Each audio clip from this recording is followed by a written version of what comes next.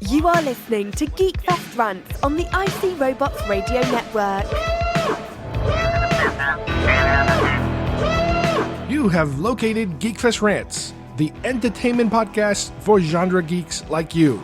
Shall we play a game? Covering the world of vintage and current film and television since 2010. Game over, man. It's game over. Featuring in-depth conversations on sci-fi, horror, fantasy, comics, toys, and conventions. So say we all. So say we all. And now sit back, relax, and enjoy today's show.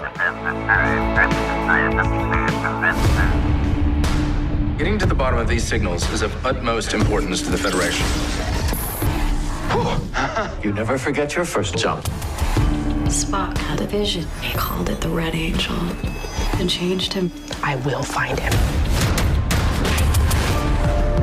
Nothing is ever truly gone. Termination begets creation. It's why life is eternal. Captain Georgia. We joined Section 31. Fancy. You're gonna have to start trusting me. I'm sure you need to get back to your snake pit.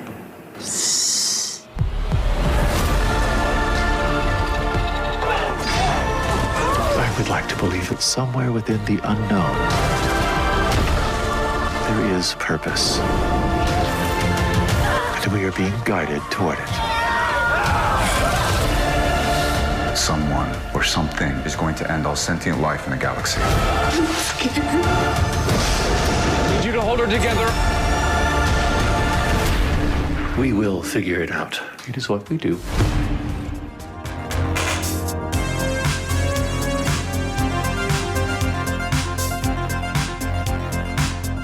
Hi everybody and welcome once again to GeekFest Rants. My name is Carlos Perone and today I'm joined by Steve Folks. We are going to tackle Star Trek Discovery Season 2. You know how big fans we are of Discovery, and we finally got around to going through the major plot points of this particular season, all the new things, what things we were really excited about, and what things didn't exactly work for us. But we hit it all. We're going to talk about all of it from beginning to end. So let's get started with Star Trek Discovery Season 2. Television is not the truth. Television is an amusement park. Television is a circus, a carnival, a traveling troupe of acrobats, storytellers, dancers, singers, jugglers, sideshow freaks, lion tamers, and football players. We're in the boredom-killing business. All right, I'm here once again with Steve. Hi, Steve. How are you? Hey, Carlos. Hey, everyone. As promised, you know this was coming. We're big fans of Star Trek Discovery, and we kind of tippy-toed a little bit around it before. I forget, maybe we were talking about the short treks or something, and we kept promising we are going to talk about this show. We are going to talk about, and here we are. We are going to go through season 2. Obviously we can't go episode by episode because that will probably take I don't know, about 4 hours or 5 hours. There's podcasts dedicated to just every episode being reviewed out there, and we cannot be that thorough. It's just too much information. But overall, why don't we first give a general summary of what we thought the season covered in terms of obviously being different than the first season. If you remember the first season, I remember it wasn't so much a cliffhanger because it was like something happened at the end that all of a sudden teased the fact that, holy crap, there's the Enterprise, this modern version of the Enterprise. Obviously, you're not going to see the little model and, all that stuff from the original show. Even though, believe it or not, if you think about it, it's kind of hard to watch a Star Trek episode that's being aired right now, an original episode that is not the modified one that I forget when the Sci-Fi Channel had it, that they did this whole thing where they replaced the original special effects with newer special effects, I guess to get people a little more interested in the show and that sort of thing. And I think now that's pretty much the only one I've been able to see anytime I watch, a repeat of Star Trek in the local channels that I watch them here. Yeah, even on Amazon Prime, if you go back and watch the TOS episodes, it's the new updated. Really? Wow. Yeah, it's the new updated version. So they pulled the Lucas in terms of if you're going to refer to it or examine it in any shape or form, you have to go to this special edition. I don't know what they call it, this new and improved. I don't care. I don't mind. I'm fine. No, whichever the changes they made from what I saw weren't as obvious as they were in the special editions of Star Wars. It's not in your face. It doesn't change the story. It doesn't make you hate or like anybody more. Their aesthetic changes. There's special effects, background paintings, ships, all that kind of stuff, which again, it doesn't bother me. But this is about season 2 of Discovery, and last season, as we talked about it before, it was a very, I don't know if you want to call it a divisive season, because with Star Trek, any new product labeled Star Trek, you're going to have this problem that, not my Star Trek. You're going to run into that. That's almost a guarantee now with just about anything you deal with. You're going to run into that, part of the fandom that they're just not into it. And rather than walk away from it, they like to just sit there and just tell you how awful it is. It's like, why are you wasting your time? Go do something else. But we kind of muddled through it last year. We were enjoying it while some people were hating it. And this year, it's a little strange, I think, the feel of the show. Even though I still liked it, I felt like they were trying to kind of please some other people at the same time. So they were kind of trying to ride the line more this time than last time, because last time they weren't really riding the line. They did what they wanted to do, and then they got the reaction afterwards. They didn't have that feedback situation that you have when you get into a season. Did you kind of feel that that's the overall feel of the season, that it was different in tone? Yeah, definitely. I mean, from the first season, when they had all that behind the scenes drama, they were switching, from showrunners and everything. So you can definitely feel that there was something going on in the first season. But now the second season, it was definitely, you can definitely feel, even right from the start, it was, you can tell the reaction from the audience. It was definitely felt in the writers' room. You can tell that they tried to take it into a sort of a less darker, more lighthearted, more fun, type of approach to it. Yeah. Now the story itself, like again, first season was very Klingon heavy, the beginning of the Klingon Federation War, and then halfway through it, we got a little bit into the Mirror universe. So those were like the two main places that we were visiting last season. This season, it all centers around what they call the Red Angel, this creature, this appearance, this being that seems to show up in different places at different times and create havoc in different parts of the universe in different times. And the entire season basically centered around that, trying to figure out what this thing is that's creating this stuff. And along the way, we get a whole bunch of great new characters, which is part of the formula of the show. We kind of knew this already. We knew that Burnham, even though she's the star of the show, she's never the captain of the ship. So there seems to be a formula, if you will, now where you'll have these incoming and outgoing characters every season, maybe not for the entire season, but at least for part of the season. And this time around, instead of dealing with Lorca, who was the general, captain that we were dealing with, we kind of got used to it, after a while. Yeah. This year we have a guest captain, if you will, that's bringing us into this mission, which is Captain Pike. And why don't you give us a little background, and for those who have never heard of Star Trek before, who is Captain Pike? Well, when you say they bring in a guest captain, that's they really pulled out all the stops for this one, because it is quite a name. So previously in the original series of Star Trek, there was obviously Captain Kirk, who was captain of the Enterprise, but before that, Kirk inherits, quote unquote, inherits the Enterprise from a previous captain, Captain Pike. And so he was never, up to this point, he was never really front and center in any of the shows, or even the Kelvin movies, where with Chris Pine as Kirk, he was already in the wheelchair. At first he wasn't. You're right. Yeah. No, he was. This was, I guess, in that universe, that event never happened. He's recruiting Kirk. He pretty much recruits Kirk into the Starfleet. So that was like the most we got of Pike, and that was technically not the original Pike, so to speak. So, we are going to open that can of worms in a few minutes. so in this season where they wanted to bring in another captain, they figured we'll bring in the original captain of the Enterprise, Captain Pike.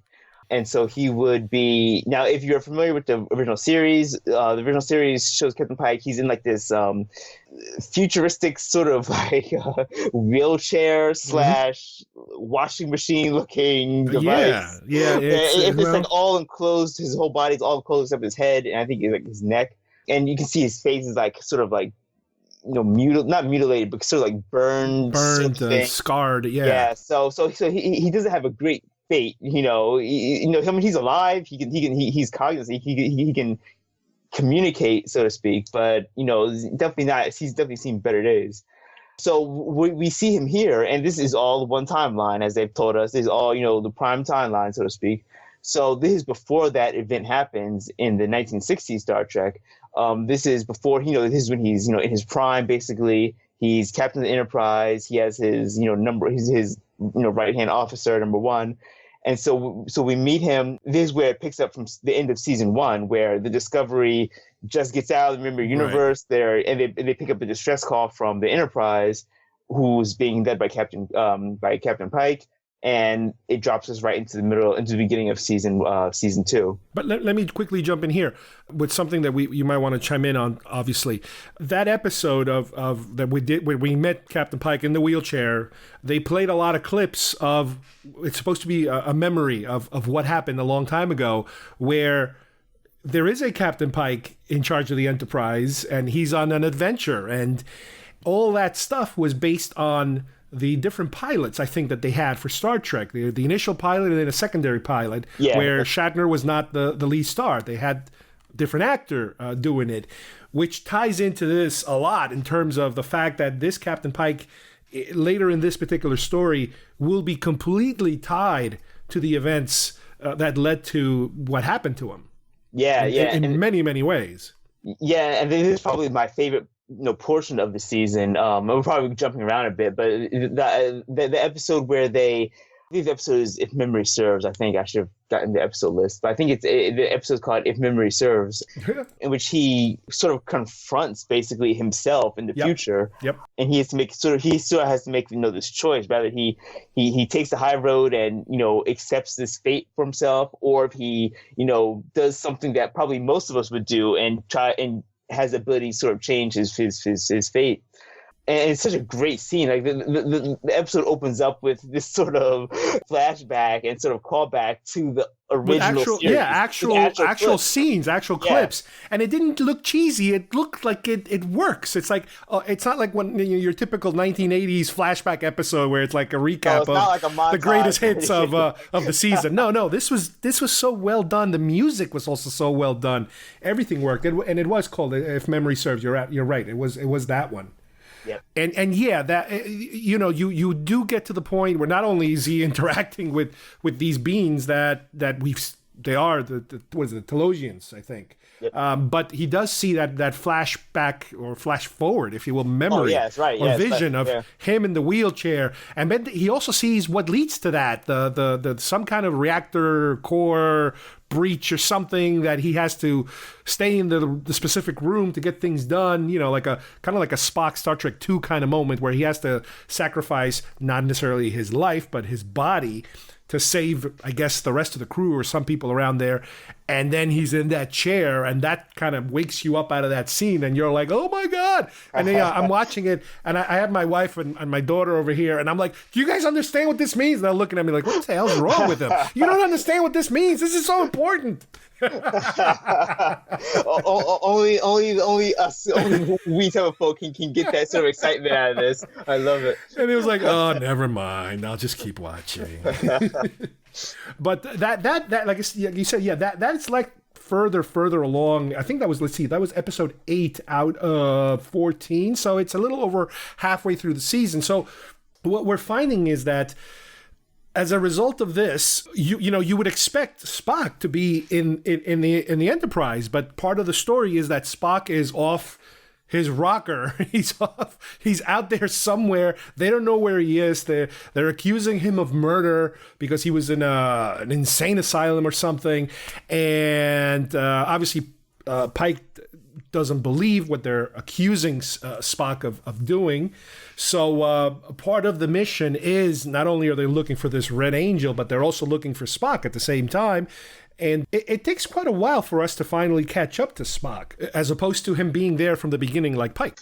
Yeah. And I knew they were going to do that too. I knew they were going to sort of build up Spock to be, sort of. I knew we weren't going to get him right from the beginning of the season. I sort of figured that they would want to, keep him, keep us watching, keep us, keep us Star Trek nerds, really, invested in these finally, in the big reveal, showing Spock, which was actually sort of a not a complaint of mine, but I felt like this season was like after the reaction to season 1, which a lot of people didn't enjoy because there was such a lack of focus on the actual bridge crew, and there was actually like a lot of people felt like the focus was so much on Michael Burnham that the rest of the crew never got their sort of due. So I think they tried to change that with season 2, and they did. I think they did a decent job. But then the fact that they had to then bring, and as much as I love Pike in this, one of my favorite parts of the season, they bring Pike and Spock in. So that, again, sort of then overshadows the rest of the crew again, because we have these two big names. Like, oh man, I can't wait to see, Spock. Yeah. And the guy that plays Pike, he's just incredible. I remember seeing him. I remember him from Hell on Wheels. That's the first time I saw him. It was a Western show. And then he was in the, what was that Marvel show? The Inhumans. Oh, was he? Really? He was in the Inhumans, which didn't last too long either, one season. Yeah. And in Hell on Wheels, he had this huge fuzzy beard, so he looked very westerny. And then for Inhumans, he took off the beard, but that particular character was mute.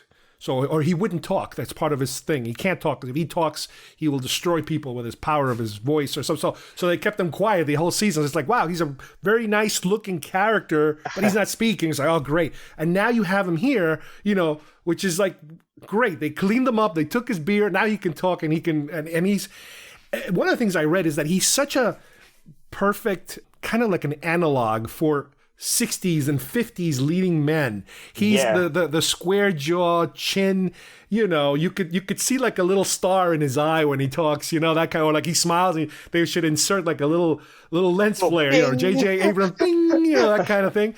But it works. And for this show, it kind of balances everything, because on one hand, you have the very realistic, diverse crew, and then you have this guy who is so, I don't know, he's so cliche that he's another different kind of person, because he's such a cliche. Yeah, right. And it's a perfect dichotomy to the rest of the series, because the series is very dark, gritty. And that's why I was afraid that they were going to make Pike into like, they're going to change his character and make him sort of like, it has to fit into this darker, gritty like universe. He's like a Batman type of character. Yeah, right. Where he's going to be like ultra flawed, and he's going to have, all these, but they actually kept his character, and they made him into sort of like this, I hate to say Boy Scout, but this very like all American, Well, yeah, he's like Captain America meets James T. Kirk. Yeah, right. And I was just waiting for the moment when they're gonna give him some sort of drawback, and he's gonna have some sort of personality clash or something. But no, like he kept making these great decisions. Like I was like, man, he guy's a great captain, which is completely at odds with the previous captain, Lorca. But I was really glad to see him, get a lot. He got a decent amount of time in the series, in this season too, where it wasn't like they present the plot and then they just hand it off to Burnham or someone else. So he was pretty much in focus for most of the episoes. So I was happy to see that. Definitely had a role to play, and I think he played it very well. As a matter of fact, I've been reading, a lot of people are buzzing about where are we going to get a spinoff? With him and his number one, she was pretty good too. And obviously Spock by the end, again with the beard, he's got the beard for half the episodes, and then by the end he takes off the beard, and we're getting so close to, he's wearing the blue shirt and all that stuff. And you're like, oh my God. well, it's funny. Like once I saw him without the beard, then I was like, I don't know. Actually, I think he actually reminds me of a better Spock with the beard. Actually, I kept thinking, because I remember like in Star Trek the motion picture, it's like, shouldn't he have like slightly blue under his eyes, because they I remember with his makeup, they gave him like a little bit of a bluish tint to it, and it's like, aren't you supposed to be getting close to motion picture? But it's not. This isn't motion picture Spock. This is Star Trek Spock. So they gotta. But again, obviously the uniforms look close to what we're used to. The colors. Uniforms look great. Yeah, that's another thing too. Yeah, they went to more towards the retro colors. The retro style. Yeah, and I never had. And again, this is a problem. People. I swear, Star Trek fans will fight over anything, but people also had a problem with the Discovery uniforms, where they're like, those look so silly. They look like military uniforms to me. I don't see the big deal, but I will admit, I actually enjoy the newer classic uniforms technically. Right, in and season you can 2. kind of see. I really like them. They were. You can kind of see in the progression of the show, as far as this particular timeline goes, that this is the new styles. And I think they even mentioned something about like, these are the new uniforms or something. Yeah, the first thing out of the gate, they were like, these are the new uniforms. Yeah, guys. so like, wink, wink. You can kind of tell that if we were to continue in this timeline, little by little, Federation ships will have those new uniforms, which is okay. That makes sense. I'm fine with that. I'm cool with that. Yep, and a lot of people were saying, see, they're retconning. They're just pandering to the fans now. Like, no, I mean, yeah, I guess you could say that, but that's how. If you look at history of military, we're not wearing the same uniforms we are from the 1920s. It's uniforms change. Yeah, well, you can't even get into that argument. Yeah. One other thing that was introduced into this season was the fact that it was very Klingon. What's the opposite of heavy? Light. It was very Klingon light, and we do get it initially in the first couple of episodes. I think the fact, it's already spoken in the beginning. The fact that Tyler is already, because some time has passed already, and Tyler now is with the Klingons. But there is a problem because of the child that was born. I think, was he born during the last season or? No, because between seasons. Revealed, I guess it's technically between seasons because it's revealed that he exists basically. Right. Season, so they have to kind of fake his death, because the child's death, to be able to put him into hiding, and they also have to. Do they pretend they killed Tyler also, or they kill some? They pretend that Tyler's dead and the baby is dead, so that the mother now is in charge of the Klingon Empire, and she's in charge, and to hell with that guy. But in reality, she knows he's alive. The baby's been put away somewhere safe, and Tyler is working with like the secret Section 31. Yeah, Section 31. Section 31. So he's now this shady, half Klingon, half human individual. But the baddie this time around ends up being some kind of I don't know how you could explain, like a computerized, all-knowing, data-collecting virus or something. Is that how would you describe it? I would describe it as Google. Basically, what you described, it sounds like you're describing Google. Some all-knowing.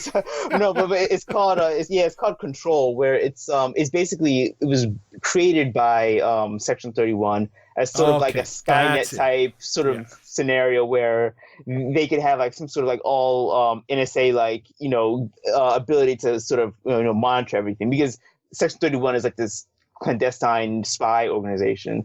And this is never really explained, but somehow it becomes sentient of itself and it wants to get more Now, is this the same Section 31 that appears later in all other incarnations of Star Trek? Yeah, it's the same, much to some fans' dismay. Yeah, it's the same Section 31. But because this is a prequel, this is before Section 31 had to sort of go underground. Because if you watch the other later series, like Deep Space Nine, Section 31 is very no one really knows about them. They're very in the shadows, very murky. Yeah. They operate, completely outside of the Federation. And in this, they're much more upfront. Like, this would be on the level of like the CIA working with the FBI or something. The organizations are known.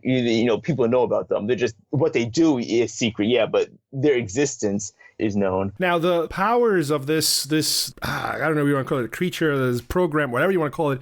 It's to some point I remember where we were getting close to the end of the series, and in the manner that this virus would infect not only a program, but other people so directly that they could just kind of touch and inject them with the virus. It was people were saying it was very Borg-like, and could they be kind of laying the groundwork for the proto-Borg, if you will? Which the only thing I kept remembering was at some point, and I think it might have been maybe it was Next Generation, and Guinan talking to Picard about, oh, the Borg, we knew them 1,000 years ago or something like that. So it's like, could this be a proto? Well, now, granted, if you're dealing with time travel, all the rules go out the window. Yeah, pretty much. Do you think this could be a Borg thing? Because some people are, no, get out of here, get out, no Borg, no Borg. But some people are saying, yes, this is a Borg nod. What do you think? Yeah, and that was instantly where my mind went. Once I started seeing like the scenes of the nanobots and all Leland, that, being like sort of quote unquote assimilated. Yeah. You know, once I saw that, I was like, oh, okay. Like they had like the green like laser things. Like, I was like, okay, I think pretty sure they're gonna introduce the Borg. But like you said, you know, I thought that the Borg would have already existed. In fact, in the show Enterprise, there's an episode with the Borg in it. So I figured, I was like, okay, if it's not the creation of the Borg, maybe it's like how they got more advanced or something, or how they, you know, maybe they were a very rudimentary, you know, sentient life, you know, but then somehow this happens and they are able to, you know, improve themselves, upgrade, so to speak. But yeah, I don't know. It's never been. I don't think they've said, you know, yes or no to it. But it is very interesting. Like the similarities are very, you know. Right. So as we get further and further along in the story, as they're finding all these connections and all these appearances, obviously we get to meet all these different worlds and blah blah blah. We get to a point where they realize that, or they're thinking that this Red Angel is Burnham from a different timeline or from a different time period. And it ends up not being her, but her mother, which then opens up this whole thing about, wait a minute, this has something to do with what happened to her parents, which is, I believe in the beginning of the story of season 1, the theory or the tale was that her parents were killed by Klingons. Was that what it was? Or by Klingons, yeah. Right, and the Klingons. But there was also something about Vulcans that were rebelling against Vulcans, and they were like a terrorist Vulcan organization too, or something like that. What was that about? The full details are I would have to go back and rewatch. Yeah, I know her parents. Technically, like they were involved in Section 31 or something, where the fact that at the end, Leland's talking to I think it's Giorgio. And she's telling him what happened and saying that it was this Section 31 sort of cover up, so they had to like not frame the Klingons, but the Klingons were there for a reason of Section 31. They were conducting experiments or something, and they got caught. Something like that. Yeah, exactly. So, you know, we do find out that, guess what? I guess the mother was able to survive by jumping back and forth in time through, I guess, some of these experiments that they were doing. And that's what created this whole issue. Now, the thing is that part of the story involves her fighting this control entity in different periods in time. That's why it seems to be hopping from place to place. Which, okay, you're going to throw the time travel monkey wrench into things. Okay, let's see how that works. Because obviously, anytime you mess with time travel, you know, your story could go in so many different directions. So yeah, if you're dealing with time travel, it's always a little iffy because you never know which direction people are going to take it in. And theoretically, in the first season, the Mirror Mirror universe, would you consider that a multiverse environment? Or is the Mirror Mirror universe something different that doesn't necessarily become a multiverse environment? From how I take it, I think it is more of a multiverse because it's not time travel at all, because the two exist, you know, next to each other. So right, time-wise, it's the same time. Time-wise, it's the same thing. But I do believe that, you know, if you were to go into the mirror universe, you know, that is technically another universe. Really, it's. But let me ask you a question. If you go back in the Mirror Mirror universe and in our timeline, the Star Trek timeline, do you get to a point where they're exactly the same and they branched off depending on some event that happened, whether it's important or not important, or are they always different? No, I think it's not the fact that they branched off, or if they did, it was so far back that it was sort of like, I guess, like sort of the beginning, because they're always going, no matter what point you go to, they're always going to be there, like literally the mirror opposite of yourself is going to be there. So it's not the fact that it's, it branched off like in sort of some sort of like Back to the Future type thing. It's just the fact that it's opposite. You're saying it's different than the Kelvin timeline, because the Kelvin timeline started based on an event that was triggered by Spock and Nero. Yeah. That branched off, and now you got forked. JJ. Yeah, exactly. Yeah, that forked off. That's, I guess, technically like a tangent universe, I guess. This is the fact that it's literally the opposite of whatever happens in the Prime universe. It's so confusing. I don't know. Yeah, okay, so that has been, so this does exist at this point, or at least it's acknowledged that it exists.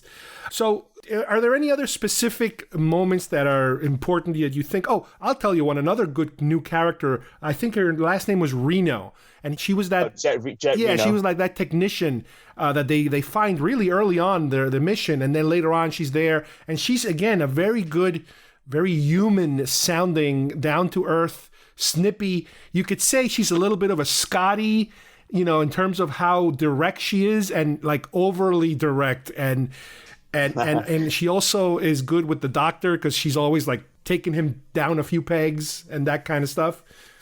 So that was another good new character that they threw in the mix. Yeah, I really enjoyed it. I like the fact that it was sort of random, right? I mean, they found her, she was a lone survivor, and they just brought her on board, and she became part of the crew, which I always like the idea of not having some, because a lot of times TV shows get so like scripted with new people, like they'll say, okay, here's this new person, and they'll join us for X amount of episodes. I like the fact that it was just sort of like picked up on the fly, really. Yeah, and I hope they keep her. I loved her dialogue. Yeah, no, same here. Yeah, whoever's writing her dialogue is great. Yeah, it was very spot on. It was very like snarky and not malicious or anything, but she sort of put other people in their places, when they were, when they came at her or anything. I really. She sounds to me, she sounds like an angry fan.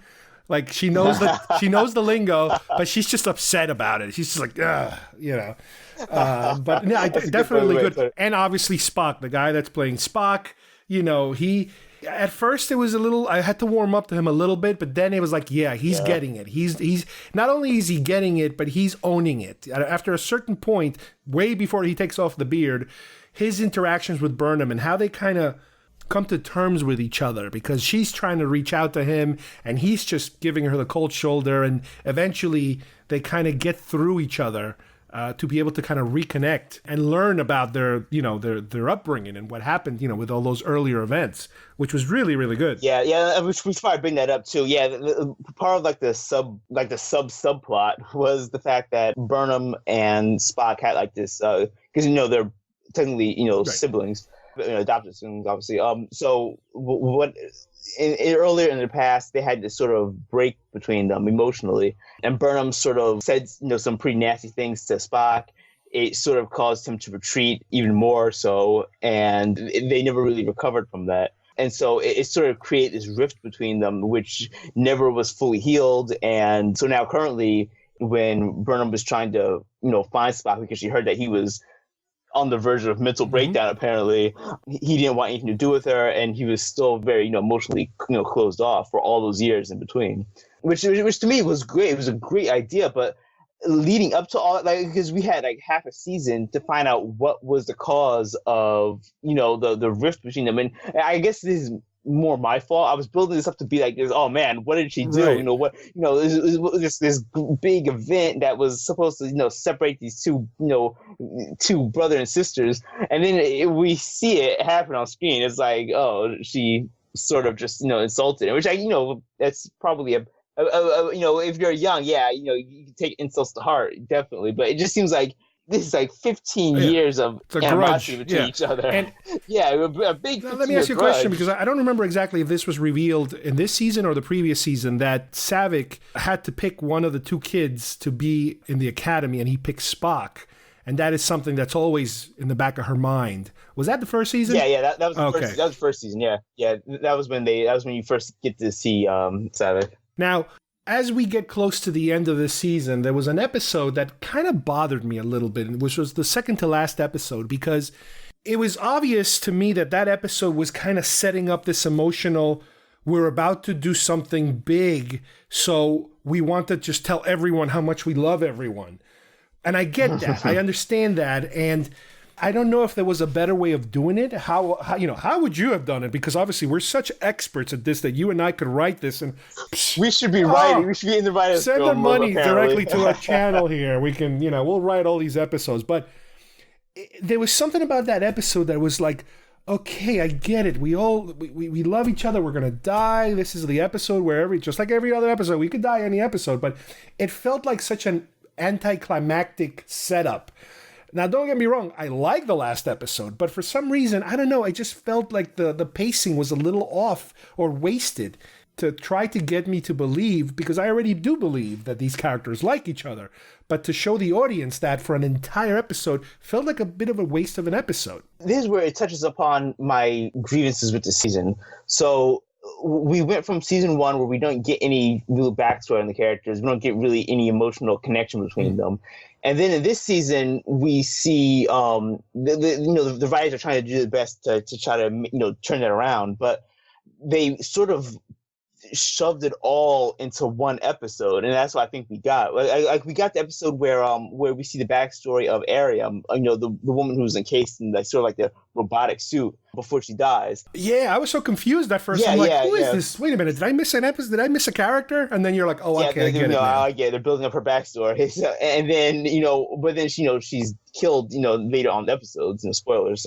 Now let me ask you a question. Don't you think that would have worked a little better if she was one of the not the second, but the tertiary characters, either of the other two women? If it was her, it would have felt a little more real. Yeah. Rather than create a red shirt, basically, so you can dispose of it and make you feel bad. Yeah. They could have taken advantage of that. Yeah, I know, yeah. And I mean, she wasn't in season 1, but she's just so relegated to the back, we hardly noticed her. So then they shove us some backstory, into the front episode, so I'll feel bad for her, and then they kill her. So it's still manipulative. But to your point previously, yeah, there seems to be like this episode where they wanted to cram as much, feeling and emotion as possible, but it just came off as, I appreciate what they were doing, but they should have spread it out over the whole season instead of shoving it all into one episode.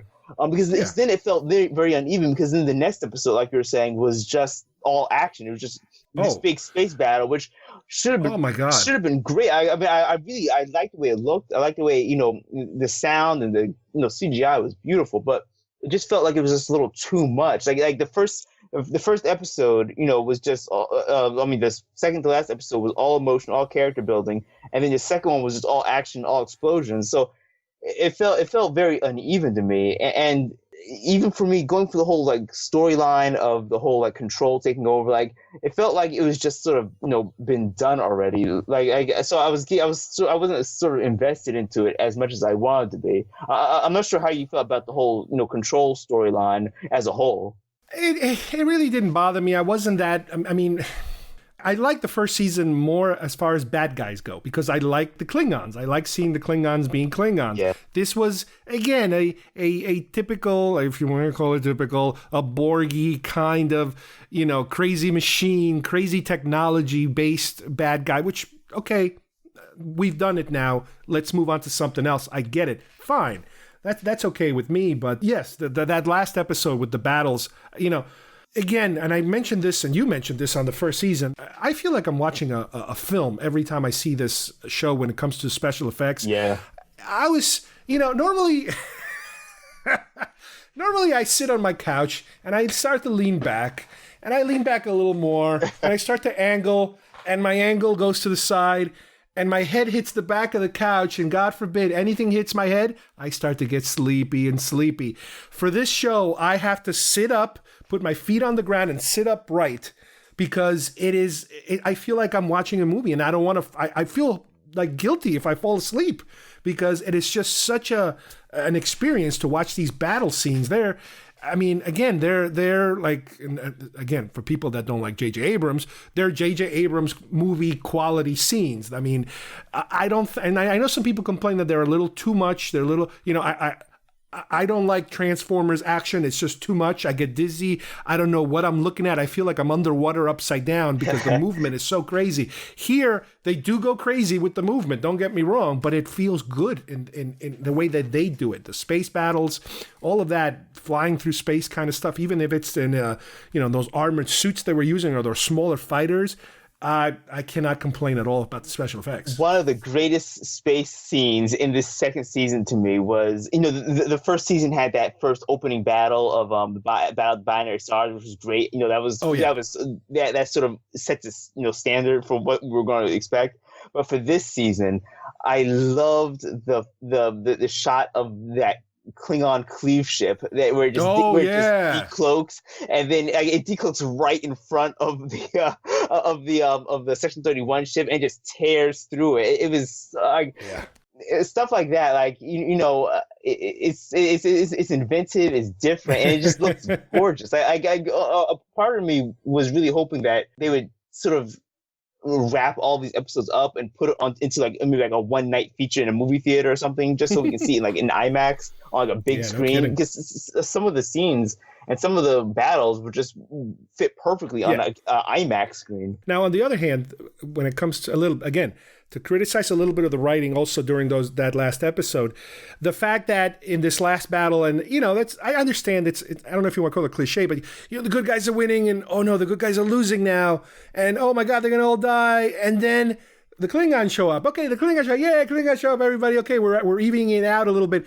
But wait, then you have these other guys show up, and then the Queen of whatever shows up, and it's like, okay, maybe you did it just a little too much of too many random other people. Granted, okay, because the Queen, we saw her during the short treks, and Saru's, which I never remember Saru's planet having a space force or a space whatever the hell you want to call it. That felt a little like too much of a convenience. Yeah, no, you're 100% right, and I view the term as Deus Ex Machina, where they have like this, and don't get me wrong, I'm screaming, yeah, go, but then I think about it, I'm like, yeah, that was a little too convenient. Yeah, see, I think less is more sometimes, and like the Klingons showing up, that's great. I love that. It's perfect. The thing where they bring in Saru's people, that felt a little too much, only because if you follow the storyline, which happened maybe in timeline wise, that was maybe 3 days ago from when we saw them last. Oh, they had just to give you guys the background is the Kelpians are like this prey species where they're kept under strict lock and key basically by another race called the Baul, and the Baul prevent them from any technological advancement. They have to give sacrifices to the Baul. They're basically their masters. So you're telling me in 4 days, I'll say maybe a week, I'll give them that. Maybe it was there some kind of time travel element that we missed? Yeah, really, because you're telling me in a few days though, they took the Baul ships, learned how to fly them, and then came to the aid and were now expert pilots. I don't. There has to either we're missing something, or because I remember with the Klingons when Pike goes to visit the Klingon cave of whatever remembrance, I don't know what the hell you call it, and he meets this he meets this guru who ends up being the child of Tyler. But because time works different, he's an older man. Oh yeah, but we're like, wait a minute, this is different here. Yeah.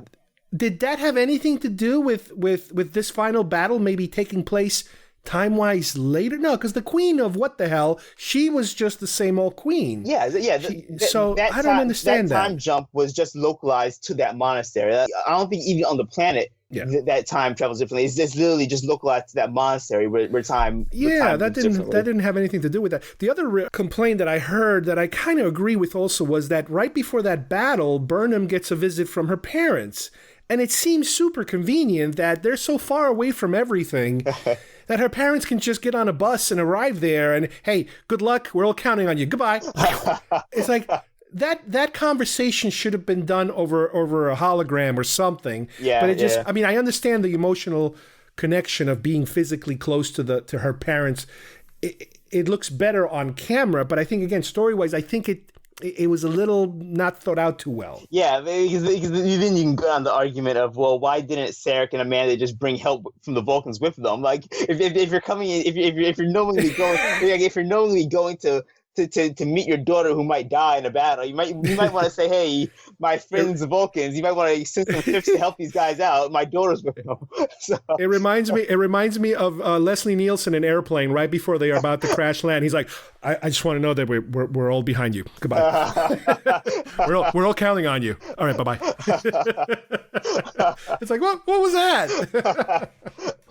Oh man. So anyway, let's go to the end, because let's just say the good guy wins, more or less. The good guys always win, but they have to sacrifice something in order to win. And what they have to sacrifice is not only Burnham's mom has to jump back into time travel to kind of trap this control into following her or whatever. And the Discovery also has to kind of go with her too in that direction. Yep. And they were saying it's supposed to be something like 900 and God knows how many years. 950.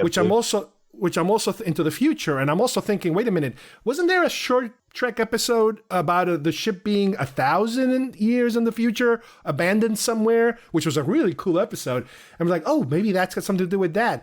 But I didn't realize this. We talked about this. I didn't realize that they were actually going forward in time. I figured they were just kind of like jumping into whatever, and they were going to be able to jump back out of whatever. But no, this kind of sets up a really unusual, plan, if you will, from the writers, that the next season is going to take place in the future.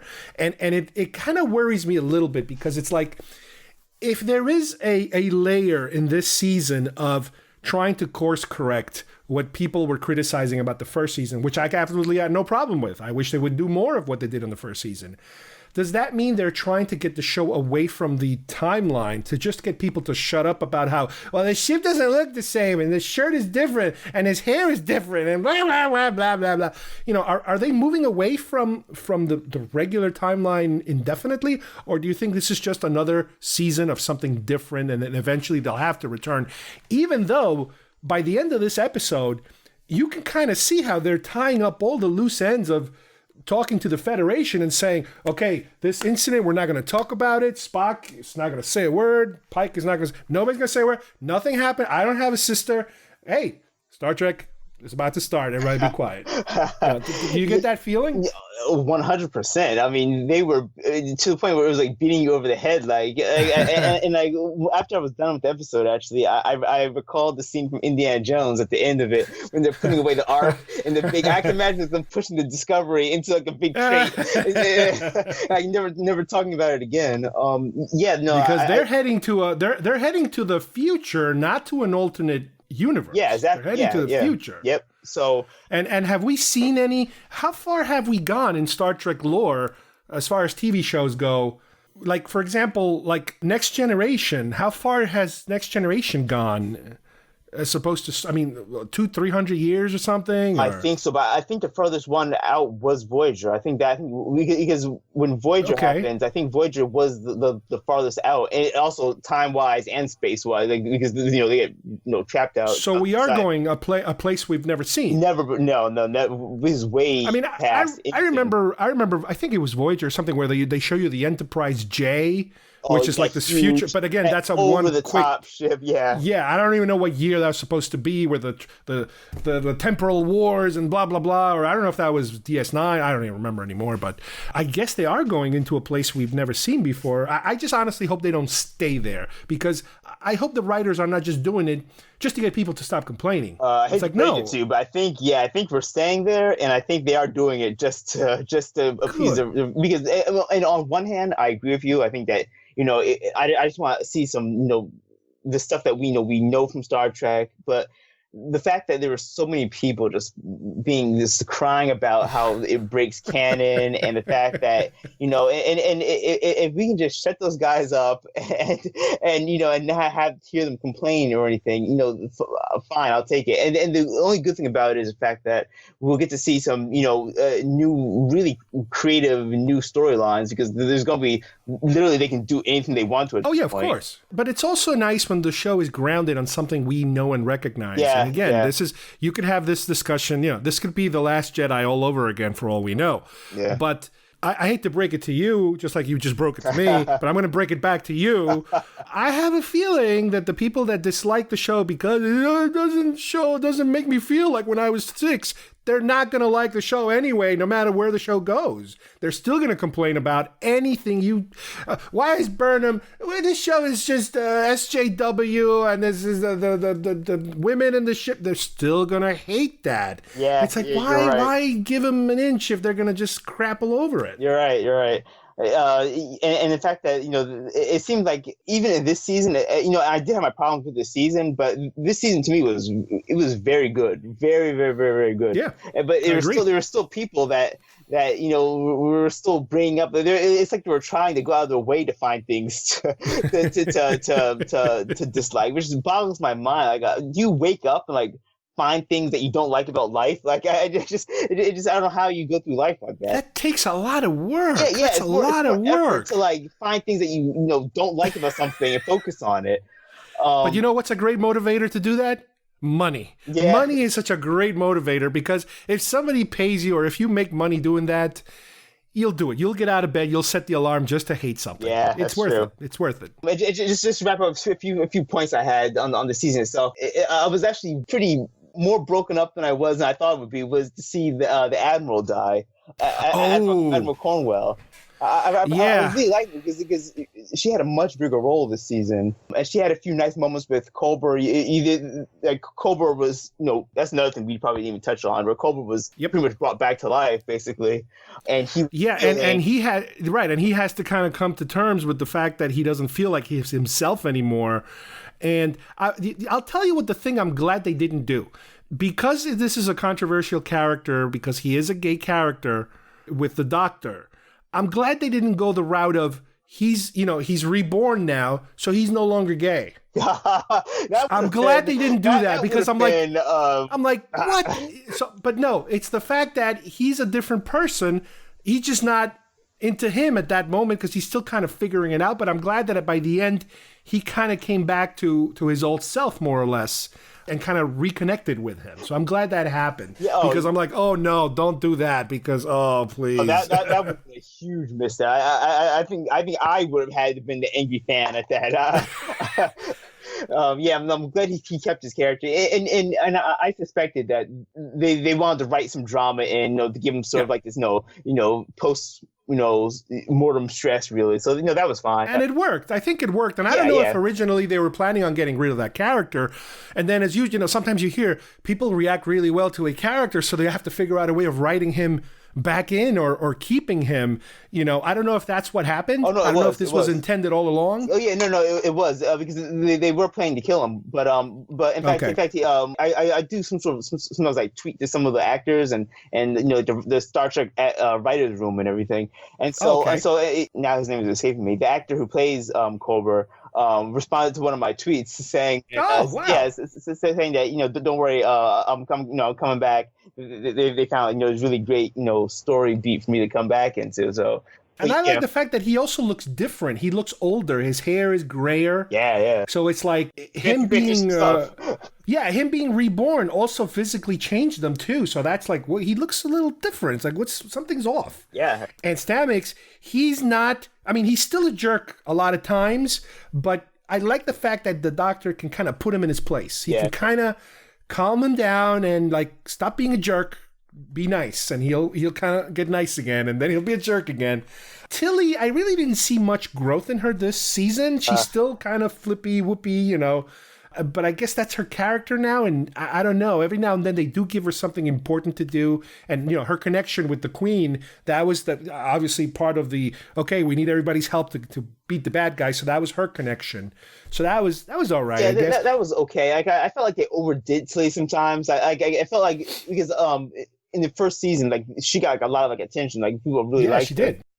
But I think they sort of swung the opposite way. But I think they gave her a little too much, comedy. Where because like I wanted to take her more seriously because in the beginning of the season we learned that she was going through the whole academy training for a captaincy training role, which is I guess they have like a track for certain students or certain cadets. Which is I thought that was great. That was cool. Some sort of sub storyline like that. But then they kept bringing her in, and all of her lines were more of like comedy based. Like she became more of a joke, really. And I mean, there were certain scenes, like you said, with the Queen, which I thought was a great idea bringing her back. They seemed to play Tilly more for comedy this time, and I was like, I don't know. I wanted to take her more seriously. Yeah, and then Saru. Again, through the short treks, I think we got more out of him, and then when he returns to the planet, we get a little more out of him. But I really didn't get any standout moments from him this time around. In terms of during the first season, there was this friction between him and Burnham, and how they kind of have to come to terms with each other.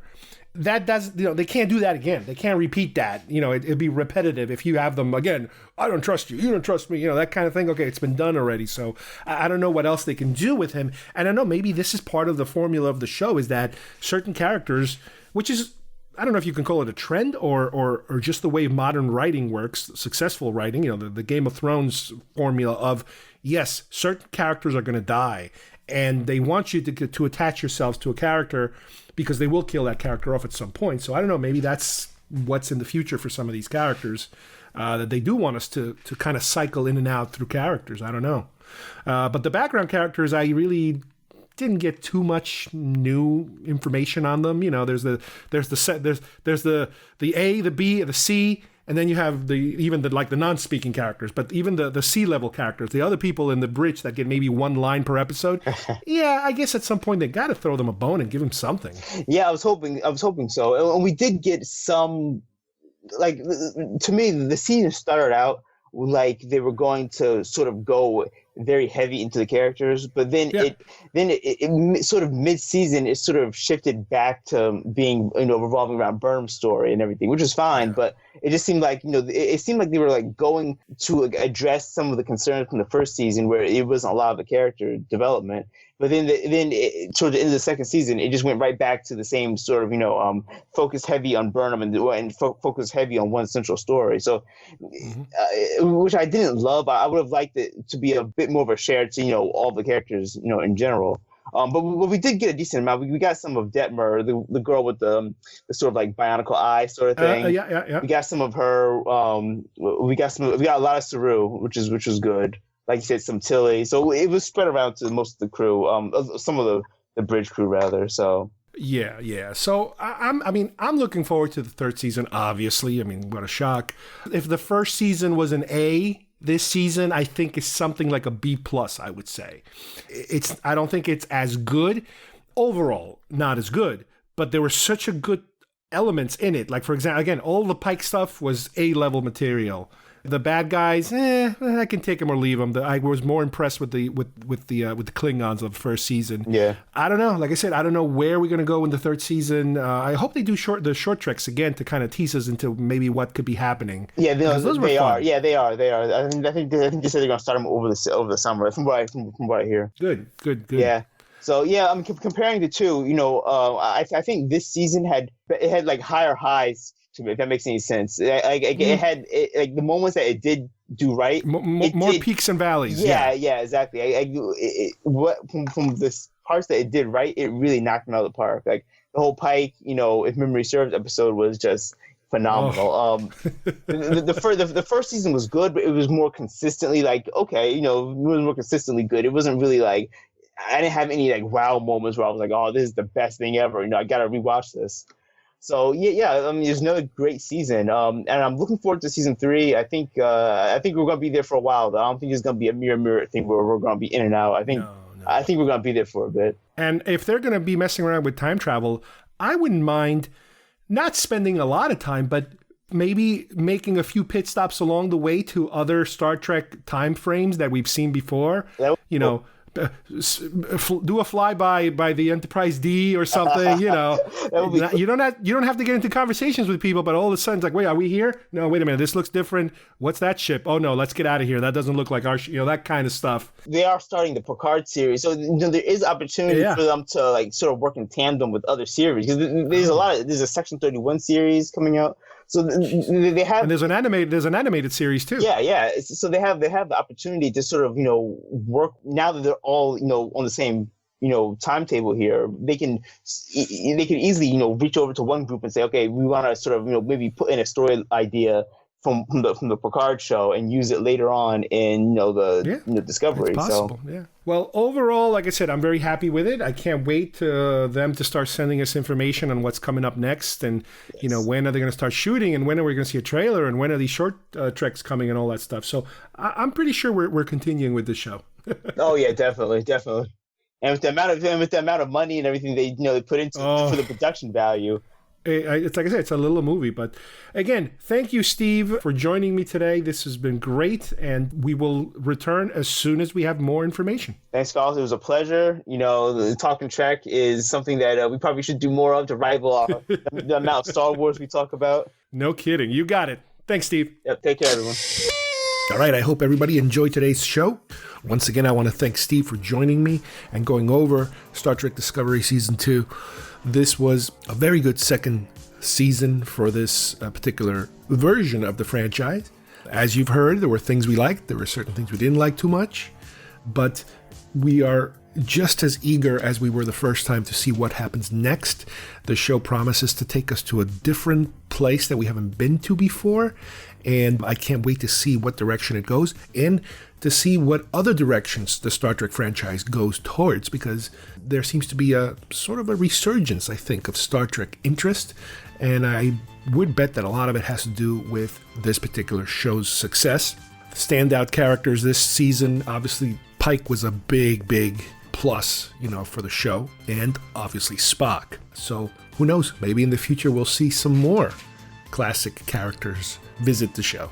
So on behalf of everybody here, thanks for listening, and we'll see you here soon at GeekFest Rants. Bye-bye, everybody.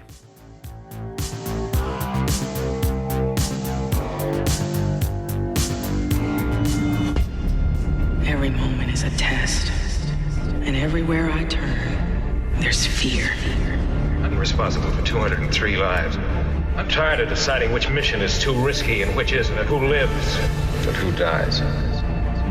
Insufficient facts always invite danger, Captain.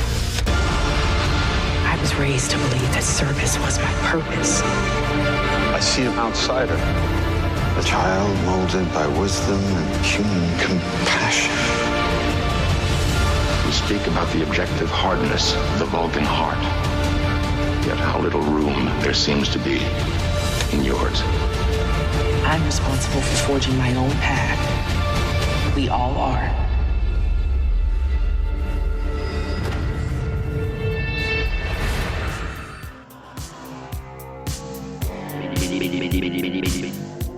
If you would like to subscribe to our show, send us messages, or see video links to some of the topics we talked about today, please visit our homepage at geekfestrants.com or our YouTube channel, Facebook page, or iTunes at GeekFest Rants. I don't know what we're yelling about! GeekFest Rants is produced by Carlos Perón, copyright 2019.